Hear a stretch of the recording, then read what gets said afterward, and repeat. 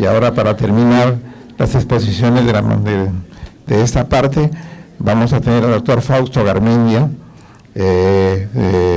endocrinólogo, exdecano de la Facultad de Medicina de San Fernando, director del Instituto de Investigaciones Clínicas de la Universidad de San Marcos en el Hospital 2 de Mayo, expresidente de la Academia Nacional de Medicina, y es una autoridad en aspectos relacionados con cosas metabólicas. Nos va a hablar sobre perspectivas para la prevención y control de la obesidad. 15 minutos, doctor, en la medida de lo posible. En la medida de lo posible. No soy matemático, pero ha pasado 1 hora entre 3 expositores, son 20 minutos. Muchas gracias.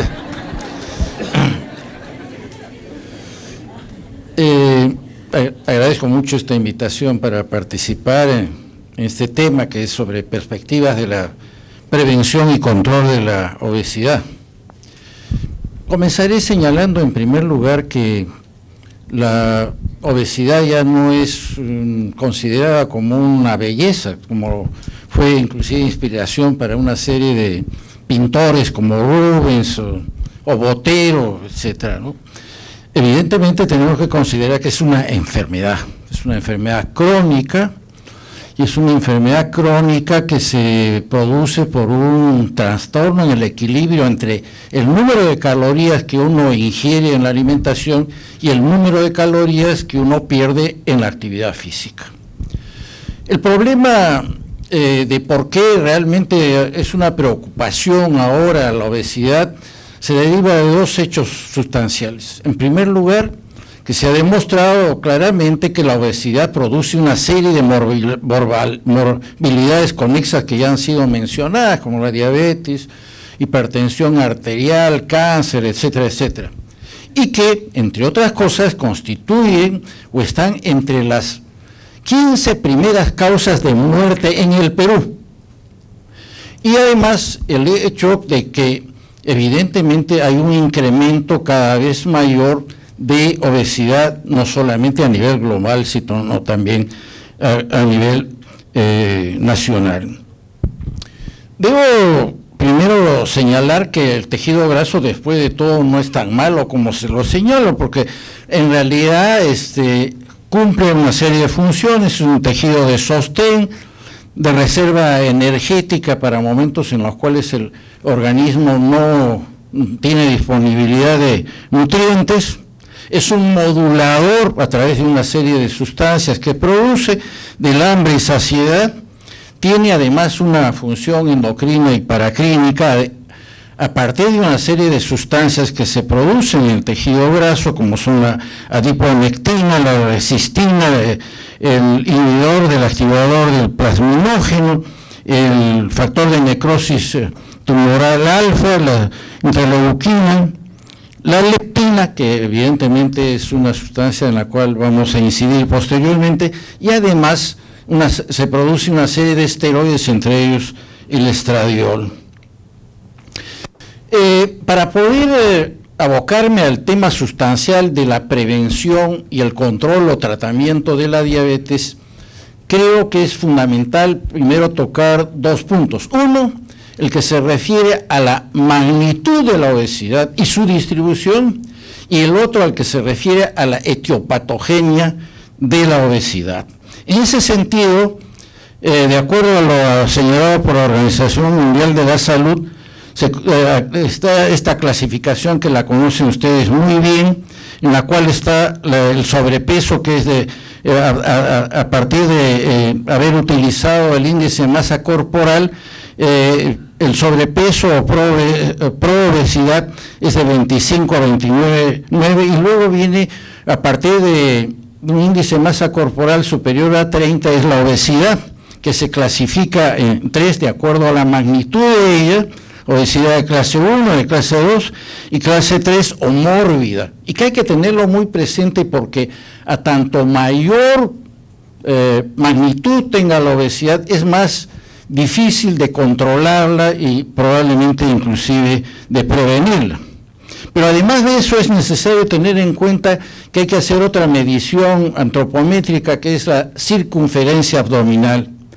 Y existe un trabajo nacional al cual yo me signo y que evidentemente está de acuerdo a nuestra constitución,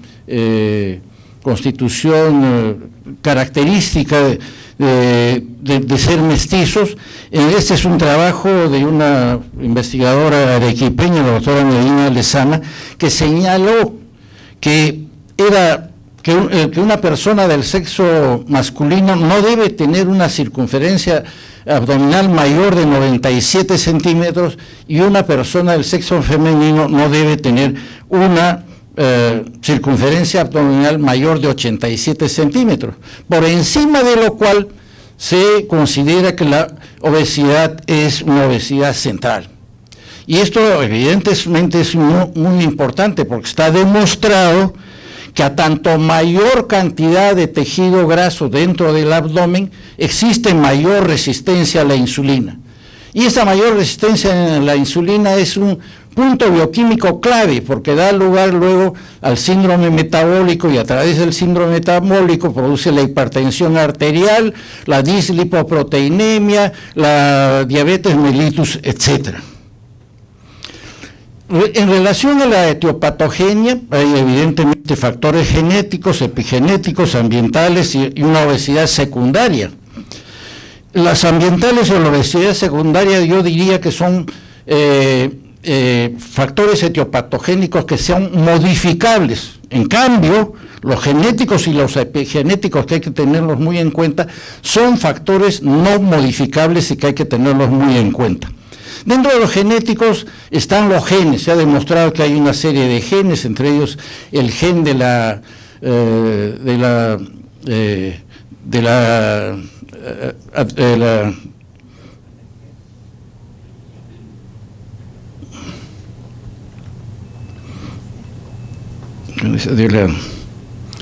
leptina y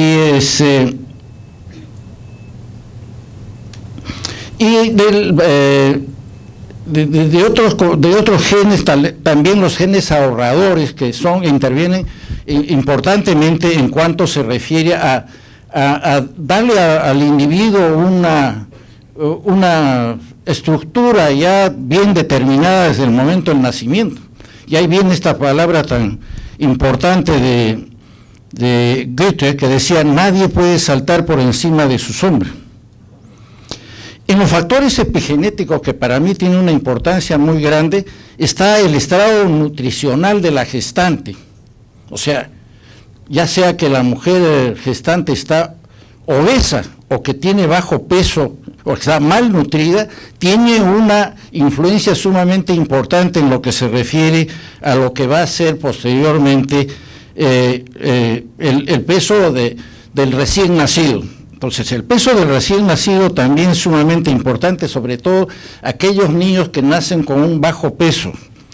Y además de eso existen determinantes sociales. Sobre los ambientales ya no me voy a ocupar, ya se han mencionado acerca de la cantidad y disponibilidad de alimentos, etcétera, y asimismo aquellos hechos por los cuales la gente hace menos actividad física que antes, que es ciertamente los cambios en cuanto se refiere al transporte, a la televisión, a la computación, en fin, a una serie de otros, la disminución de la actividad física deportiva y recreativa y la presión en el trabajo y estudio. Y en cuanto a la obesidad secundaria, hay enfermedades que pueden ser fácilmente reconocidas y que primero hay que descartarlas para poder seguir estableciendo cuál es la causa de la obesidad. Pero una de las cosas que en realidad me preocupa es el estado de nutrición de la mujer peruana. Y en este trabajo del INEI, ustedes pueden apreciar que en el Perú el 34.7% de las mujeres en edad fértil tienen sobrepeso y son obesas el 15.7%. Asimismo, evidentemente en este mapa se puede apreciar que Moquegua y Tacna son los departamentos o regiones en los cuales la obesidad es muchísimo mayor, más que lo que se pensaba antes por otros estudios, que era Piura el departamento donde había muchísimo más obesidad. Entonces, en Moquegua y en Tacna está por encima, la obesidad está por encima del 30% de las mujeres en estado, en etapa fértil. Pero además de eso, de acuerdo a este trabajo del MINSA, se puede ver que, que el estado de las mujeres gestantes, vean ustedes que tienen sobrepeso aproximadamente en el 35%. Cuando hablo de sobrepeso me estoy refiriendo tanto al sobrepeso como a la propia obesidad. Pero también pueden ustedes notar que más del 10% tienen déficit de peso, o sea, son gestantes que realmente están desnutridas. Y si uno suma a las desnutridas como aquellas que tienen sobrepeso, llega esto casi al 50% de las mujeres. O sea, el estado nutricional de la mujer en etapa reproductiva es realmente muy preocupante porque no está dentro de lo que debería ser. Y llevo esto a lo que se refiere al bajo peso al nacer. En este trabajo se aprecia que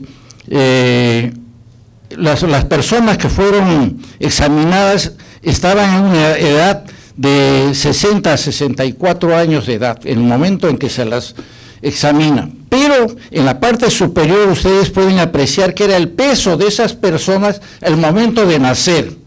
Y en la parte de la izquierda, en la columna de la izquierda, pueden ver que estos son aquellos que tenían un peso, muy bajo peso al nacer, y acá están los que son aquellos que tenían macrosomía. Y cuando uno observa aquellos casos en los cuales había mayor peso al nacer, resultaban que tenían mucho mayor tendencia a la obesidad. En cambio, aquellos que tenían poco bajo, a tanto más bajo es el peso, por lo tanto había mucho mayor proporción de hipertensión, o sea, del porcentaje de hipertensión, así como también de diabetes, que era estadísticamente significativa. O sea, este hecho del bajo peso al nacer es un factor epigenético sumamente importante. Del mismo modo, en este trabajo no se midió, no se estableció el peso al nacer, sino la circunferencia abdominal. Y en este diapositivo ustedes pueden apreciar que a tanto más bajo era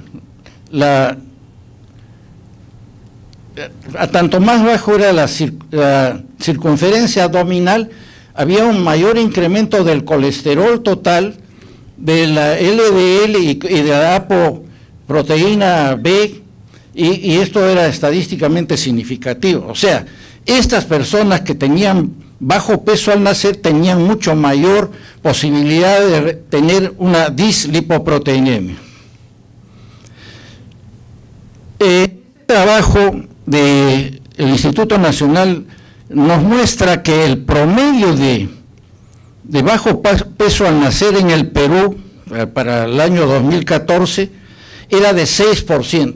Sin embargo, aquellos que eran hijos de madres menores de 20 años, donde ya saben ustedes que en el Perú existía un problema muy grande de aquellas madres adolescentes. Entonces, a tanto por debajo de los 20 años, este porcentaje se eleva a 7.1%. En aquellas madres mayores de 35 años, llega al 8.4%. Aquellas sin educación, 7.3%. Con menor ingreso económico, 7.3%, multíperas, 8.1%, fumadoras, 6.4%, y provenientes de zona rural, el 7.4%. Quiere decir que todos estos determinantes sociales tienen una influencia sobre el peso bajo al nacer.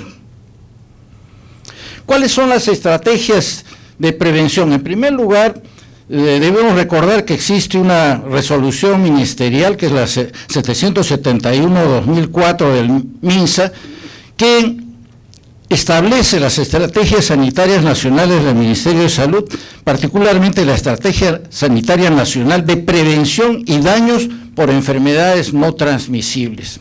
Y ya se refirió el doctor Malo a la ley 321, Ley de Promoción de la Alimentación Saludable para Niños, Niñas y Adolescentes, que desafortunadamente todavía no ha sido puesta en marcha. Por todas las consideraciones que he mostrado anteriormente, creo yo que las estrategias de prevención deben realizarse en todas las etapas de vida, desde el inicio de la vida, o sea, en la vida intrauterina. Y por lo tanto, con eso se puede asegurar la posibilidad de que no nazcan personas que tengan una mayor tendencia a tener obesidad. Se debe priorizar un adecuado estado nutricional de la gestante. Asimismo, debe haber una mayor atención a los grupos poblacionales en riesgo, que voy a mostrar posteriormente, y deben haber programas educativos y de intervención desde el primer nivel de atención en salud, a nivel hospitalario, escolar, municipal, inclusive de clubes sociales, que comprenda al individuo, la familia y a la comunidad. ¿Cuáles son esos grupos asintomáticos en riesgo? Aquellos que tienen antecedentes familiares de obesidad, que tienen una tolerancia disminuida a la glucosa, que tienen hipertensión arterial, que son sedentarios, de la población migrante, como se ha señalado anteriormente. Realmente tenemos una migración interna muy significativa del campo a la ciudad, y sigue produciéndose de tal modo que tenemos poblaciones realmente con mucha población. Y esas personas migrantes tienen muchísimo mayor tendencia a hacer obesidad. Lo mismo a las víctimas de violencia, aquellos que tenían macrosomía fetal, bajo peso al nacer e historia familiar de enfermedad cardiovascular. Yo he podido apreciar un programa educativo escolar que me ha llamado la atención y que lo quiero señalar aquí. Es un programa que se hizo en el Colegio Robert Smith de Huaraz, en Ancash, y que ha sido publicada en Acta Médica Peruana en el año 2008, que muestra en una intervención de un año de duración entre el año 2004 al 2005, que este programa significó una serie de aspectos que hay que tomarlos muy en cuenta. En primer lugar, dieron 10 clases teóricas sobre balance energético a los escolares, 2 talleres para los padres de familia sobre loncheras saludables, asesoría semanal para el proveedor de la cafetería, que en realidad tiene que intervenir también para que esté involucrado en que haya elementos nutritivos apropiados, un festival de ensaladas del biohuerto y 10 clases de educación física. ¿Qué significó el haber implementado todos esos aspectos que involucró a muchas personas? Significó que el percentil promedio del año 2004, que era de 64.8%, bajara a 58.5% y con un significado estadístico muy alto. Entonces, yo creo que esta es una forma en la cual se involucra a muchos actores para que puedan intervenir en estos programas de intervención. Y ahora, respecto al tratamiento, o sea, el control de la obesidad. ¿Qué hacer cuando ya existe una obesidad establecida? En primer lugar, hay que hacer una indicación de carácter de modificación del comportamiento a través de un régimen alimenticio apropiado, ciertamente con limitación del número de calorías, pero que sea balanceado, y una actividad física regular y permanente. Eso para todo, desde aquellas personas que tienen sobrepeso hasta los obesos de grado mórbido, o sea, de la clase 3, a todos ellos hay que indicarles este tipo de modificación del comportamiento. Si esto no es suficiente, se puede utilizar fármacos, que ya vamos a ver cuáles serían, y finalmente, para aquellos que tienen obesidad mórbida, o sea, por encima de 40 del índice de masa corporal, o que tienen esta obesidad clase 2, pero con una comorbilidad adicional, que podría ser, por ejemplo, diabetes mellitus, también está indicada la cirugía bariátrica. Es bueno reconocer que un cambio en el estilo de vida es muy importante y puede ser sumamente beneficioso. Acá se ve como en un grupo de diabéticos, un grupo muy importante de diabéticos, que ya tenían, no eran diabéticos, eran prediabéticos, o sea, tenían la glucosa anormal en ayunas. El hecho de haberlos inducido a un cambio de estilo de vida significó una reducción en el 58% de que desarrollaran diabetes en los siguientes 4 años. A diferencia inclusive con la metformina, que significó solamente un 31% de disminución de esta condición. Entonces, el cambio de estilo de vida es evidentemente una medida muy importante. Entre los medicamentos que existen en el momento actual para poder fortalecer este cambio del estilo de vida, están por un lado el Orlistat. El Orlistat es un bloqueador de la absorción de grasa a nivel intestinal. Está también la liraglutide, particularmente a dosis de 3 miligramos diarios, que eso es un análogo del GLP-1, que viene a ser una incretina, que evidentemente ha demostrado que tiene un efecto para reducir la obesidad. En esa también hay otro compuesto, que es el compuesto que significa la combinación del naltrexone con el bupropión, donde pueden ustedes apreciar claramente cómo con el propio bupropión, que viene a ser acá se puede ver, el bupropión ya tiene un efecto de reducir en menos 5% el peso original, pero la combinación de estos dos medicamentos determinó una caída hasta el 9.3%. Y cuando esto se examinó ya prácticamente al año, pueden ustedes ver que la reducción ha sido sumamente significativa en cuanto al peso, y además se ha mantenido durante todo este tiempo.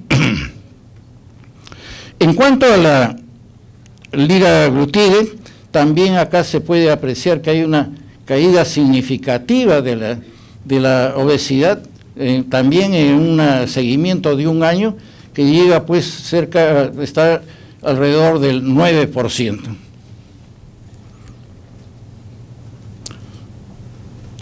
Finalmente, lo que se refiere a la cirugía bariátrica, existen diferentes tipos de cirugía bariátrica. Hay aquella que es la banda ajustable, la gastrectomía en tubo, como se dice, y finalmente aquella en la cual existe una gran reducción del tamaño del estómago y al mismo tiempo un bypass, que es el bypass Rux en Y, y acá vamos a ver el resultado. Ustedes pueden ver claramente que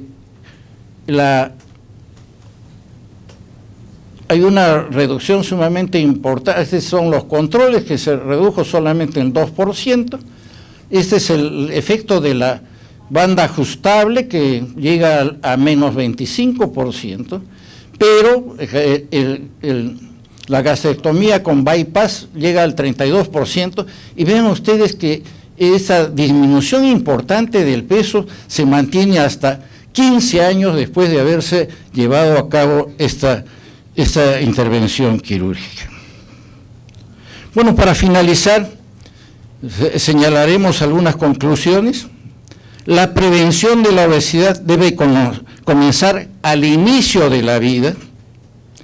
Debe procurarse una apropiada nutricional de la gestante, porque esto es un aspecto fundamental, y hemos visto que en nuestro país realmente este es un problema de salud. La macrosomía y bajo peso al nacer son antecedentes personales patológicos epigenéticos de obesidad, hipertensión arterial, diabetes, dislipoproteinemia en la adultez. Se debe realizar programas intensivos de promoción de estilos de vida saludables en todas las edades. Debe haber una mayor atención a los grupos en riesgo. Es mandatorio el control individualizado de la obesidad establecida mediante cambios del comportamiento respecto a la alimentación, actividad física, farmacoterapia y cirugía bariátrica, y se debe efectuar un diagnóstico y tratamiento tempranos de las morbilidades conexas de la obesidad. Gracias.